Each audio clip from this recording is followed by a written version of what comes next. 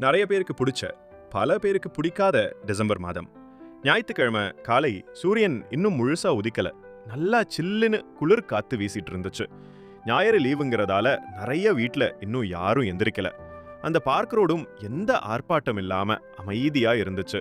ஆனா அந்த அமைதி கூட அர்ஜுனுக்கு ஏதோ வெறுமை மாதிரி தான் தெரிஞ்சது. 3 மாசமா தனிமையில பழகிருக்கான்.